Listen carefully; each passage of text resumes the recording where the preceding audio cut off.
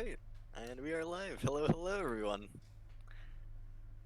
So today we'll be doing a podcast on jungle fundamentals and general jungle knowledge. And I am here today with Walford, the person who's running the podcast. I'll let him introduce himself, and we'll go from there. Hello, I'm Walford. I'm a four-year League of Legends collegiate coach, and this is our general podcast. This is the first of many, most occurring on Sunday at 8 p.m. unless specifically otherwise stated, and we'll be overall covering throughout all of them, every single role within the game. But this one is focused on jungle fundamentals. All right, and I am Derikos. I am a high diamond jungler. I've got a decent bit of collegiate experience, along with playing on quite a few leagues at the moment and quite a few teams. I participated in Upsurge and XLNC and all that kinds of fun stuff. So yeah, I have quite a bit of competitive backing, and we'll get into some jungle fundamentals and some jungle gameplay. So yeah, all right. So I believe first we can start on a little mini lecture to get started on jungling as a role. So let me just get this up real quick, and we'll get started. All right. So jungling as a role. Generally, the main things in a jungling sense that you want to do are typically triplet. The main things you want to do are to gank to set your lanes ahead. You also need to control your objectives around the map. As a jungler, you are the one who controls that. And the third is to clear and make sure you are ahead of the enemy jungler. So generally clearing. Uh, for this one, at least particularly, we're going to be focusing mainly on these three kind of concepts in jungling, and we'll go from there. So, firstly, we are going to be starting with clearing. So clearing is a really, really integral part of jungling, and clearing efficiently will get you ahead of the enemy jungler and allow you to keep ahead with your laners and give you more opportunities to do effective things around the map. So the main thing about clearing is something as a concept called sequencing. And sequencing is making sure you take your camps in an order that lets you go where you want to go. So, for example, say you are an Udyr or something in one of the say you're an Udyr or something and you want to gank a Darius top lane off your first gank. You start opposite to the Darius, so for example, that'd be coming out base and starting the red buff, and then pathing up through all your camps, so Raptors into Wolves, into Blue, into either Gromp, Scuttle, or Gank. This is a really integral concept as it brings you to where you want to go the most efficiently, and that's also off first clear and the rest of the clears. So, for example, second clear, it can be the same thing. You want to follow a general path, whereas in the first clear you do something like this, the second clear you'd want to do something like Krugs into red, into Raptors, into Wolves, into blue, into Gank, Gromp, Scuttle, or Invade. And that's generally the concept of camp sequencing. So, Wolfer, you got any comments on that? No, you definitely hit the nail on the head there. Mhm. So this is a really important concept to start learning as it does give a huge advantage to you in terms of XP and gold, and will ensure you're targeting the proper lanes and have enough resources to target said lanes. Another thing to be mindful of is in clearing is kiting camps. So the concept of kiting camps is to basically give yourself the most auto attacks and the most damage on the camps while letting the passive from your jungle item bleed them down a little bit, and also giving times to your cooldowns to refresh. And it saves you a lot of HP and a lot of time. So, kiting camps, on a small term, is simply after using an attack or an ability, take a small step back so that the camp walks towards you, and then take another auto attack and take a step back, let the camp go towards you, and continue hitting it in that way, and try and start dragging it over to the next camp. So, say if you're going to go red into Krugs, you want to start kiting it in a path that goes somewhat this way to the very edge of its aggro range, and then go into the next camp. So you save the time it would take you to walk from here to here. And then generally, that's an applicable thing to do. Any comments, Walford? Nope, how to kite in general. Mhm. The only thing past that is champion specific things. If you're playing a mage type champion, usually this is when you try and spell weave, is when you're kiting back. And certainly, spell weaving is just weaving your auto attacks and your spells so that you're getting the most efficiency possible. All right, so that pretty much covers general clearing. And another thing that's going to be an important concept in jungling is trading objectives. So, in a normal circumstance, if you were thinking about this in one of your games, take for example, the enemy team is going on Dragon.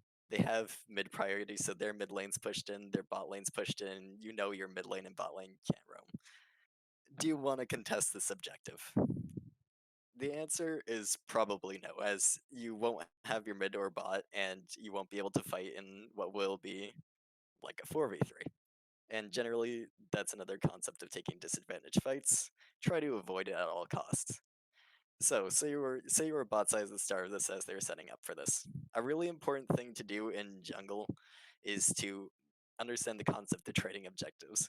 If you know they're going on dragon and you know that their team's going to rotate to it, you know where effectively everyone is on the map, and you can determine what is called a strong side, or where the most enemies are. So by them going for this, you know they have four people in this segment of the map right here. During this time, because you know they have four people there, you can do something on the other side of the map, as they only have one person here, and you will automatically have a 2v1 if your top laner comes and helps. So when they're doing Dragon on this side of the map, try and trade it for another objective. This could be Rift Herald, this could be taking the enemy's top side, or it could be getting deep wards in their jungle on the opposite side. And what this does and why this is so important is Dragon isn't actually worth too much. Dragon is actually worth only a little bit and doesn't really help you win the game till Soul. So with this, when you're taking the enemy jungle, you are getting around about 200 to 300 gold, which is equivalent to a kill, which is a huge, huge benefit to any jungler, especially with the golden XP nerfs, which we'll be touching on later, and how to play around that. But by getting all this gold and by getting all this experience, you're also denying it from them. So effectively, you're creating an advantage that's giving you 600 gold, while Dragon only gives 25 and a small buff to the enemy team. So effectively, you're getting more of it of just doing that. Another thing is getting a Herald allows you to get turret plates, which gives you even more gold, and a Herald gives 100 gold on itself.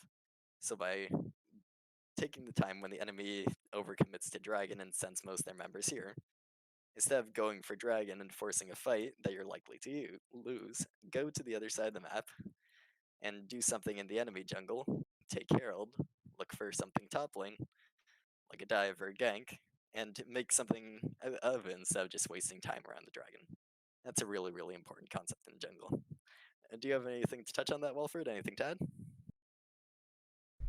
No, the only thing to add there is that this is very easy way to set up, especially in gold and below. If you can get your laners convinced to push for a tower dive, Mhm. that is one of the more difficult things to do, but it is a possibility if you can see all of them.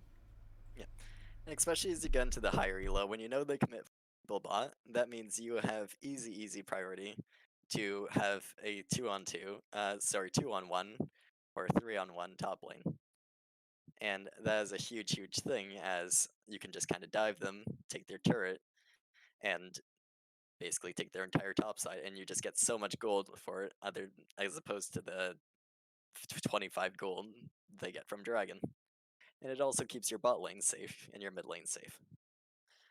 So, and a little bit of addition to this topic, we're going to be adding one thing, and that's primarily objective focus and what is most important to win the game. In terms of objectives you should be focusing, it generally goes in a kind of list. The very best objective, the one you need for certain, is towers. And towers are very, very important to get because when you take a tower, it gives you an area of opening. Think about your bot side, right? For example, we'll take a look on bot side.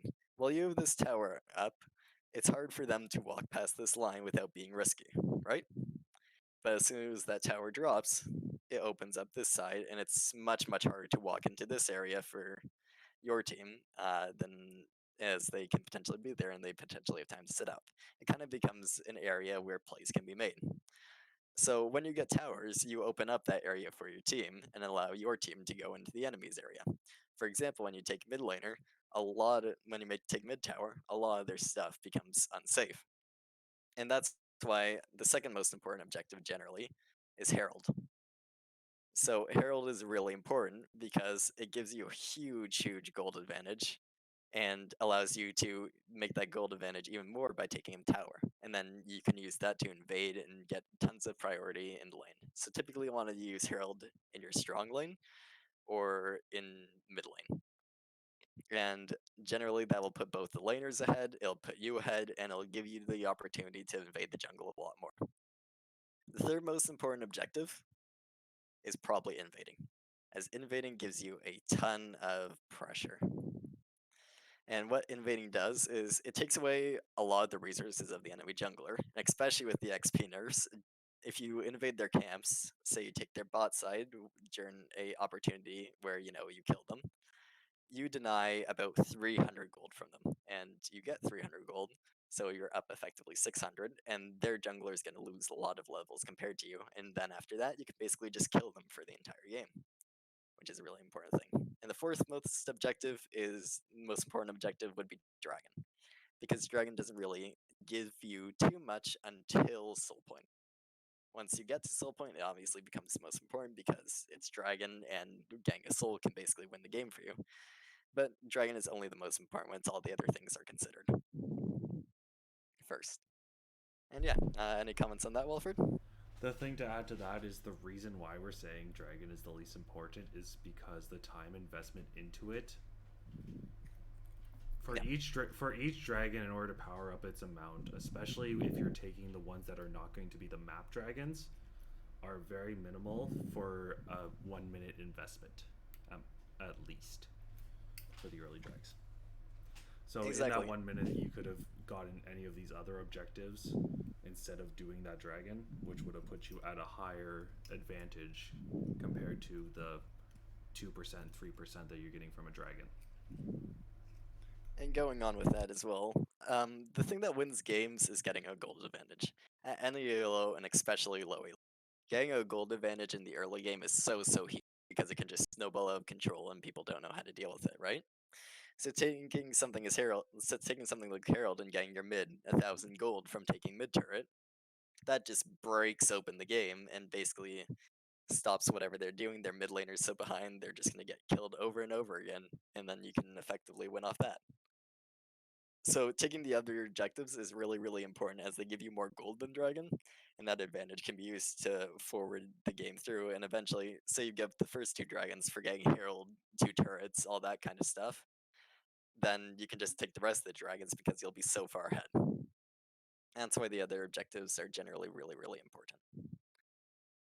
And yeah, I believe those are generally the major things in the objective department. Primarily just looking for trades when the enemy is doing stuff, trying to trade on the opposite side of the map and give yourself the most advantage off what they're doing.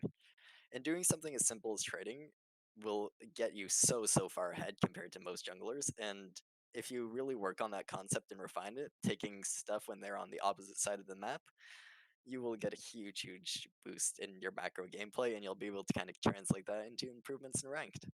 I've definitely run through with many of the junglers I've looked at and talked to, and it's a massive improvement, to say the least. And yeah, I believe those are the major things. And the final thing is that we're just gonna look at really quick is ganking. And the biggest thing about ganking is looking at wave positions and kind of timing your ganks or deciding what you can do.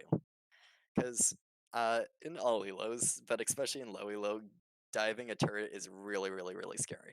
Even when you have a 3v2. As you get into higher elos, it becomes a lot more comfortable as people understand what they're doing, especially in competitive play. But in solo queue, it's still a really, really risky thing. So generally, you want to be looking to gank when the lane is in a favorable position for you, which means you generally have more minions, and your wave's kind of pushing into the enemy. So that could be somewhere around here, when the wave is going out towards the enemy. And what this does is it gives the enemy an inability to kind of turn on you, but they want to stay because they have minions. And generally, what you can do, depending on where they are, is you want to take the longest route into the enemy's lane and stay by walls, because staying by walls denies a lot of vision. So, for example, if the enemy wards in this bush right here, and you hug the wall, you will not be seen as you go into this area.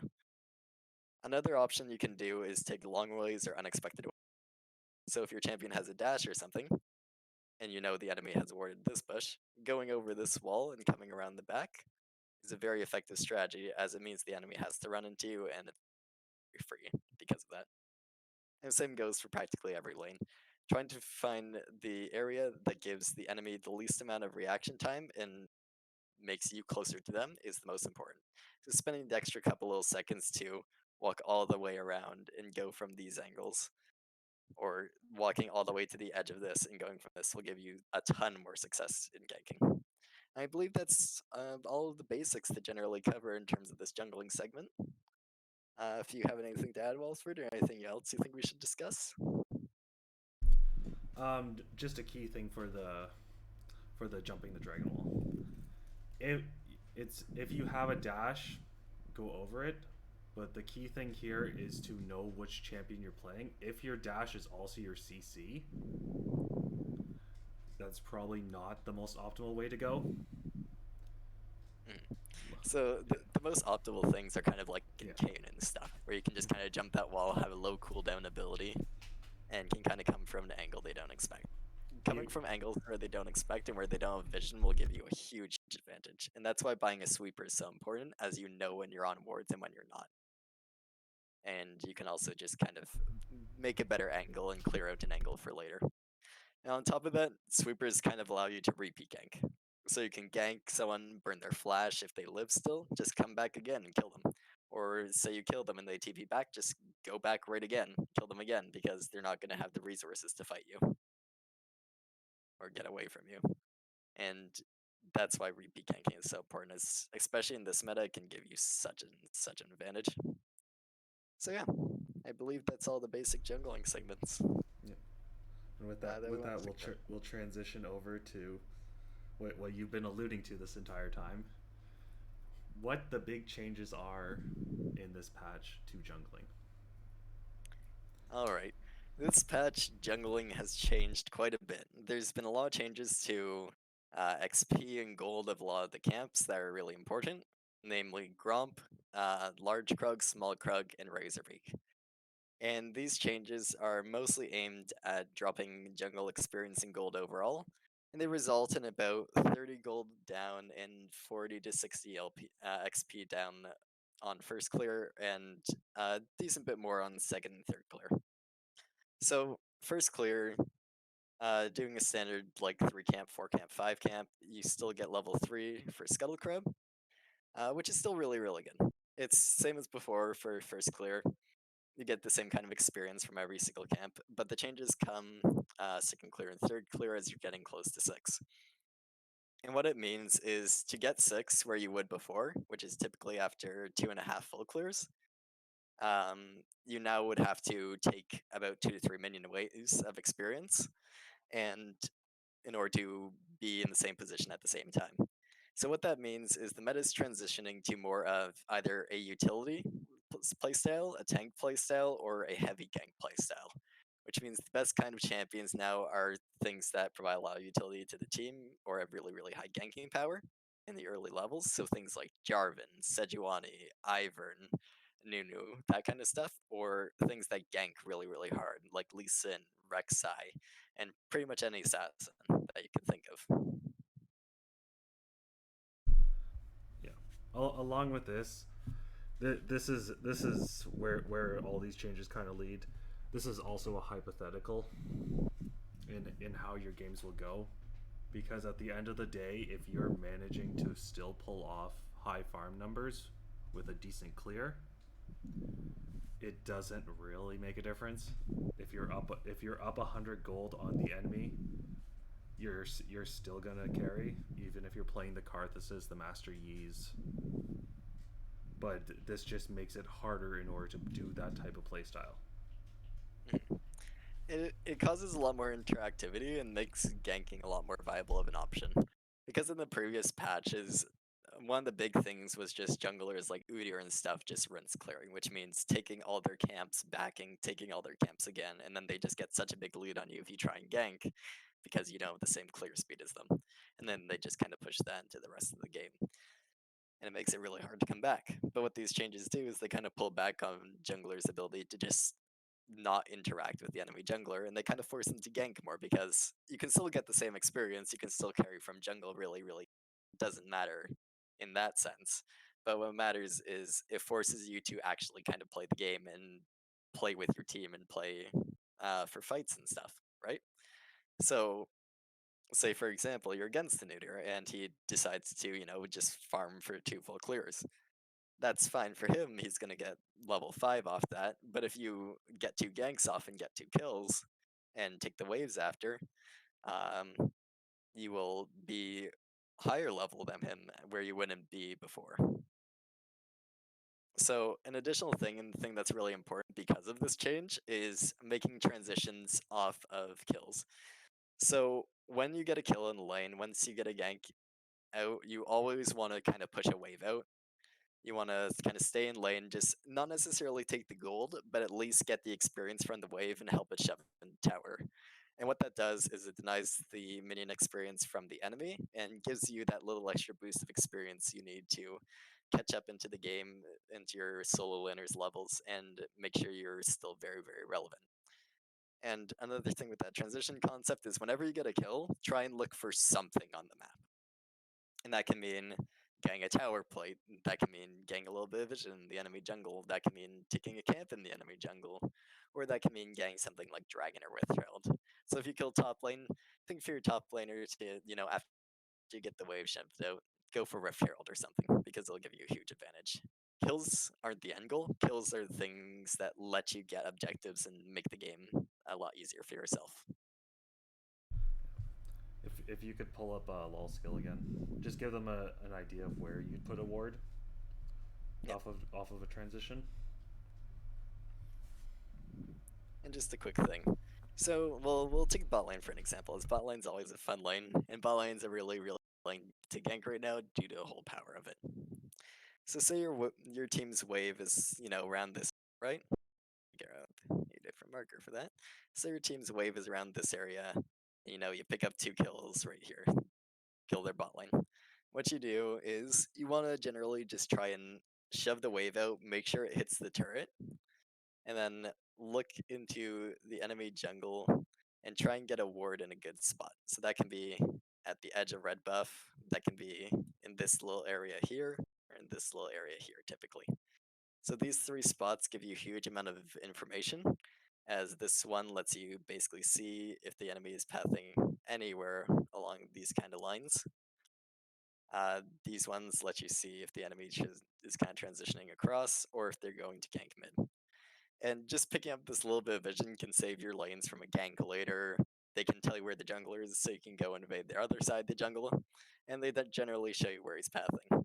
Or another thing is once you get the wave out, the enemy is going to walk back to lane, and they're going to have to deal with this wave under turret, so it gives you a little bit of free time to just kind of go get Dragon off it and take a free objective, because you'll always have numbers in that circumstance.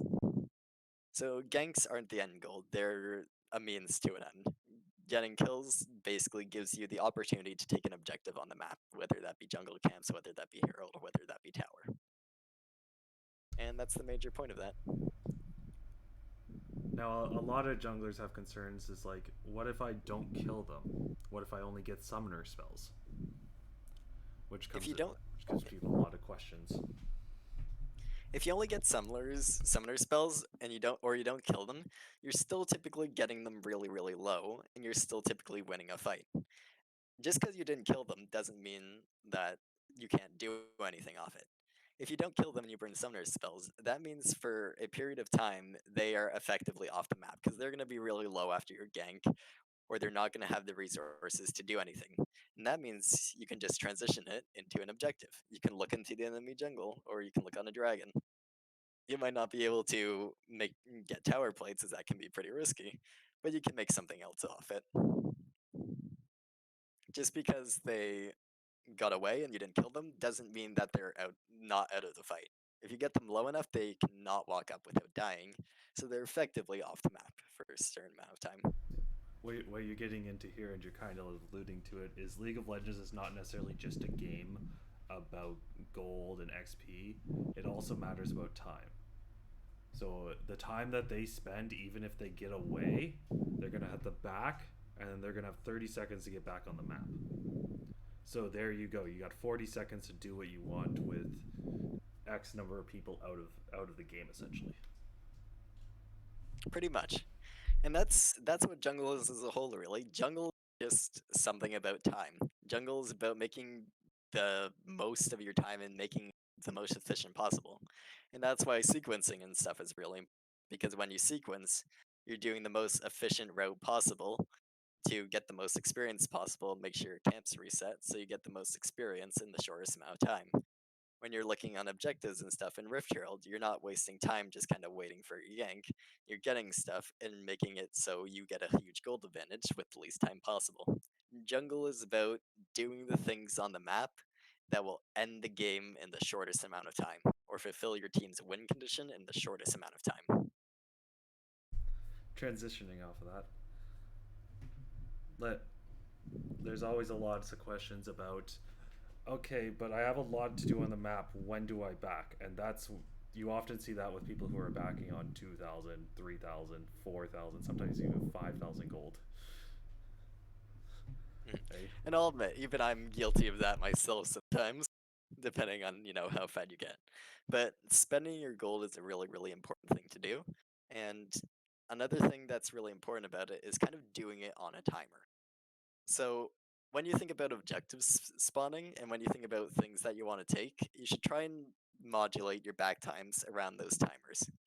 So for example, say it's about 10 minutes into the game and the second dragon's gonna spawn in like a minute and a half and you haven't backed in a while, right? During that time you want to back because backing a minute and a half before dragon gives you time to go back to base, buy your items, and then walk out and gives you time to set up for the dragon, as opposed to say backing 45 seconds before it. Yes, you might get there, but you're going to be walking into the enemy setup, which will probably result in your death. By doing that a lot early, like a minute and a half early, a minute early, you guarantee the time that you will typically be there first, or you'll at least be able to walk in with your team before the enemy gets a proper setup, and you'll just be able to kind of take the objective because of that.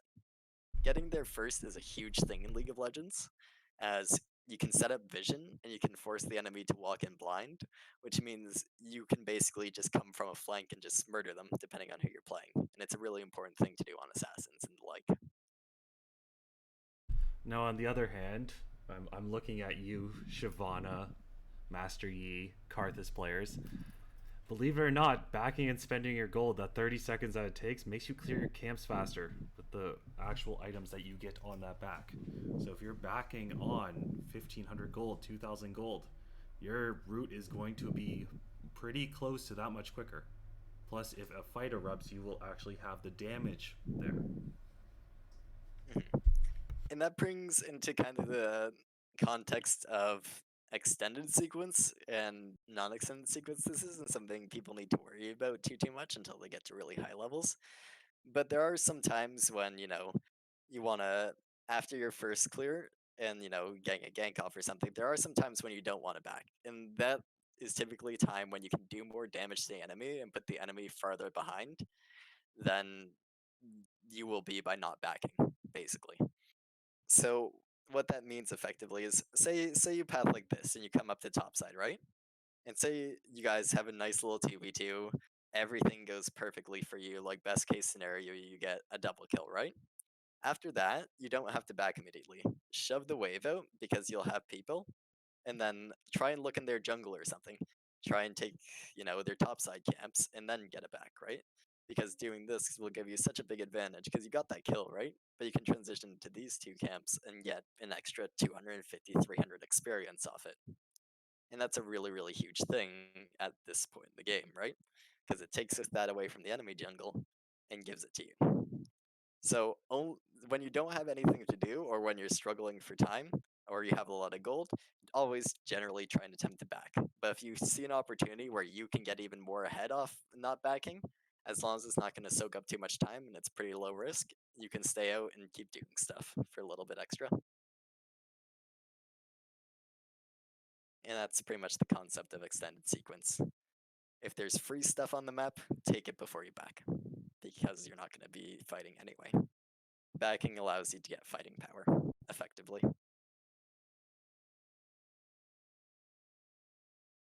Yep.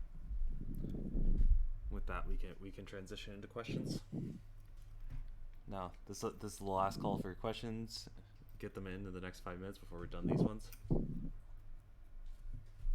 All right. So starting off with a jungle-based one. Top 3 competitive champions and top 3 solo queue junglers and how they differ. Top 3 competitive champions right now. You look a lot in the LCS right now and that kind of stuff, and you're seeing a lot of junglers that have really good dive potential or really good fighting potential. And it's been a little bit of a meta shift in these past few patches. A lot of new stuff is coming up, but especially this patch, you're looking at things like Nidalee, you're looking at things like Udyr, you're looking at things like Lilia and stuff, but that's going to change a little bit. But primarily stuff like Nidalee and Udyr are really, really solid right now. Because what those champions do is they give you the opportunity to really force an advantage, and they have really fast clear times in the early levels, so they're going to get your team a lot ahead. So the point of picking Nidalee in competitive play, usually you pick one side that's really, really strong and gets a lot of CC, so that you can follow up on their spear and you get them really far ahead. So you'll typically see Nidalees with like Renekton's and stuff, and they'll just sit topside for most of the game and just kill their top laner on repeat and get super, super far ahead.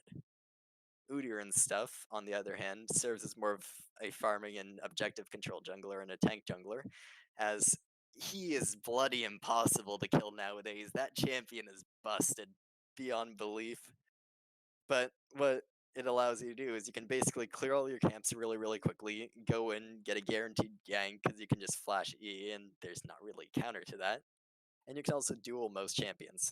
So generally what they look for in LCS junglers is, can this dive really well? Can this fight really well without team support? And how does this kind of fit in a team? So stuff right now is like Nidalee, Udyr, Olaf, that kind of thing. Things that are really aggressive and can kind of push an advantage and also can duel pretty well. And self-sufficient. They're looking for Exactly. self-sufficiency in that because the meta is starting to shift towards bot lane. So if you're self-sufficient, that's one less area in which that needs help. Yeah. In LCS and other like competitive scenes, jungle can and kind of does take a little bit of a support role. As a jungler, you are junglers are still carries and can certainly be carries, but a lot of the times it's like junglers are supporting a lane. You want to play things that can gank really well and that can fight really well, so you can push your advantages in the lane. So, for example, picking Nidalee allows you to really, really push the enemy top lane in, as you can just dive them on repeat if you can know where the enemy is. Or picking Udyr and stuff allows you to contest really hard for like dragons and stuff, or force into the enemy junglers. Nobody can duel an Udyr right now. So generally, they are really self-sufficient and they kind of play a support role that allows the team to play around them, or they play around the team. Udyr supports the bot lane by permacamping. Nidalee supports the top lane by permacamping and getting those lanes ahead. Because jungle doesn't, especially at the LCS level when CSing is nearly perfect, jungle doesn't really have as many resources. You'll notice junglers are like 160, 200 CS when their laners might be up at 300. And that's because your laners are the priority in LCS, because they have the most opportunity to get resources and get really, really far ahead. Now to these, the way that this question is sort of turning towards is, which ones can I pull in? And to that list, you might want to add Skarner. Skarner's doing really well right now, and he's fairly easy to pick up. Yep, that's very, very true. Udyr stays because Udyr is a fairly easy champion. Probably 5 games on him, and you'll have his general combo picked up. Mhm. Olaf's really good. I mean, Olaf, he's been yeah. nerfed a decent bit, but still really, really solid champion. You land your On a, axes on Olaf, you win. yep. That's On a solo queue level, though, you can get away with a lot more champions, and then there's a lot more diversity in the pools right now. So stuff that's utility, like Ivern and Nunu and stuff, those kind of things are really, really strong, and you'll see win rates because you can kind of just do stuff on your own, and you play around the enemy making mistakes. Like in LCS, they're not going to make too many mistakes, right?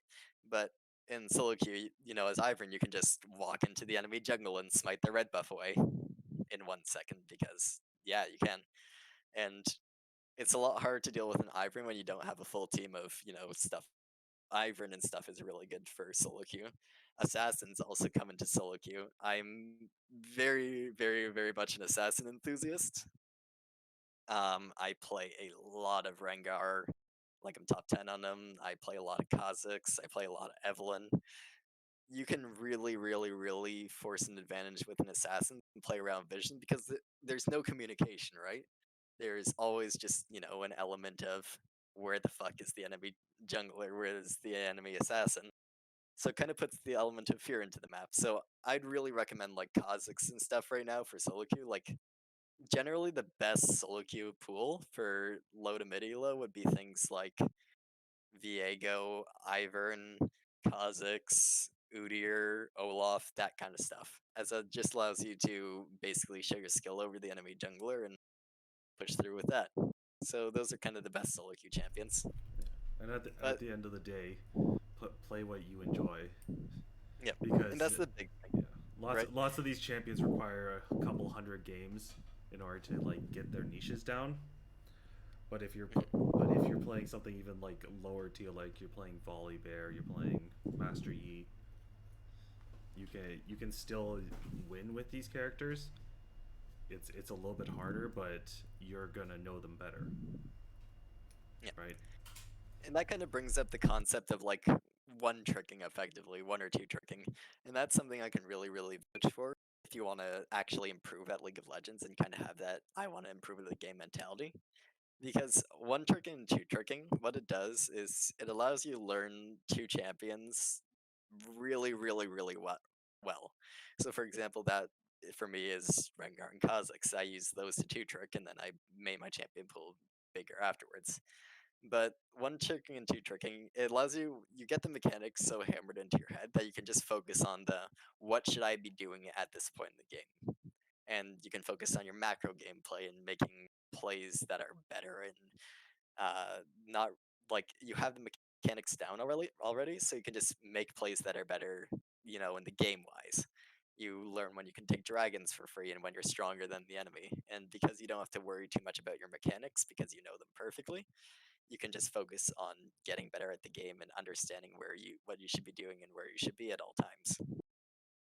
And it also typically playing one or two champions really gets your elo up pretty high, pretty quick. Like one season I climbed from, I started like gold the season before and I went straight up to diamond as soon as I started one tricking and two tricking. And then you just learn so much by playing against people who are higher elo than you, and you can kind of then diversify your skill into a bunch of other champions and get a really big pool down as you get higher and higher. Yeah. With that, we'll transition on to the other one. That's a little bit off topic, but we'll still take it. Group with a team, or split push in a side lane if your team is behind as a top laner. As a top laner, well, there's two scenarios, and it kind of depends on what you're playing.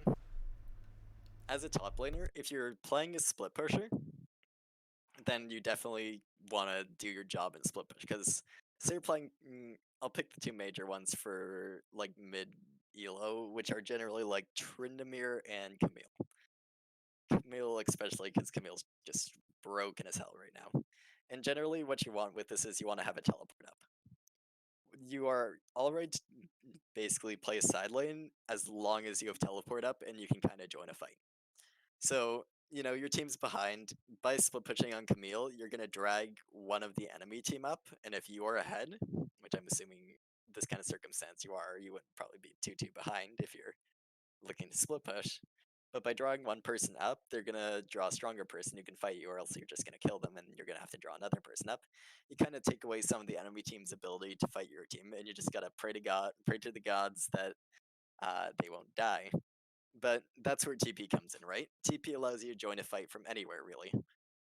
So when you're split pushing, when you have TP up, you're effectively in any single fight as long as you're watching your map. So say you're playing, if you're playing a split push champion, sitting in a side lane is completely fine. Just split pushing, getting yourself ahead, and as it'll cause pressure onto the enemy. And yeah, but if you're playing something like a tank, like kind of Ornn, Maokai, all that kind of stuff, you definitely want to be with your team, as it allows you to kind of vanguard for them and stop them from being engaged upon. And you can also kind of look for small picks with your CC. And that goes for like Malphite and all Yeah. that kind of stuff too. And there's like if you're behind, split pushing is not really going to work for you. The best idea there, especially we'll just think about Camille, Fiora, the ones that can actually do it. If you're the one who is the most ahead on your team or close to it, wait for the enemy team to blow CC on them. Don't be the first one in the fight, because they're just gonna hard focus you and you're gonna die. In which case you're no help for your team, right? Wait for them to blow CC on your jungler if he's a tank, or basically you're waiting for someone on your team to be baited. Yep. And then you're following up on that, because once the enemy team has no cooldowns, they're a lot easier to kill. Which Exactly. makes So your just transition easier. taking a little example from that. Say your team's kind of mid lane area. They're sitting on this like inner turret here, and the enemy team's kind of right. When it's good to split push is when you can see at least generally 3 people. So they'd have to push out waves first. Say your wave was here and you saw 3 people kind of posture here. This is when you can start kind of your split push and make sure you do have TP for this. The enemy team will push the waves into here after a little bit. But by split pushing, you kind of force one person to be top on their side to match your split push. And if you're stronger than them, you can just kill them. And if not, you can at least hold them there for the time being. And then when the enemy eventually inevitably engages onto your team, what you want to do is you want to look for, depending on your champion, you want to look for a flank ward. And as soon as the enemy starts going in and blowing all their cooldowns, you TP and you flank behind the fight, and that just makes it instantly a 5v4 if the enemy doesn't have TP. And then you automatically win. Any fight you have numbers, you should pretty much automatically win unless you're super, super far behind. So by doing that, you give your team an extra number and get the chance to kind of come back from a losing game. And as lower elo players in general, your enemies are gonna be mostly scared of that tower. If there is a tower there, it's very unlikely they're gonna dive unless there is a huge numbers advantage. Like we're thinking 2v5, because you are over calculating the amount of damage that the tower does. In general, the tower does late game about half of a champion, early game about a full champion worth of damage. Exactly. So if they just keep pushing it to that line there, and they don't go any farther, your team is fine. Yeah, you can just keep You can splitting just keep and pushing. keep going. Because eventually they're gonna have to, if their person can't contest, they're eventually gonna have to send 2 people, and then you can just TP and take a 3v5 and win the game. And yeah. That's it for questions. All right. Thank you for coming on, Derekos. Yeah, no problem. Happy to help. Happy to come chat about jungle. If anyone has any questions, come find me on one of the Discords, or we can just post in the stream chat afterwards. Yep. Or you can just contact me on my IGN, Derekos, on League, on the NA server, and yeah. Thank you for everyone for coming out. Next one is going to be next Sunday, 8 p.m., same time. and Yep, we will be covering mid lane, the fun lane. the All fun lane. right. Hope to see you all again sometime, and yeah, Goodbye. see you around.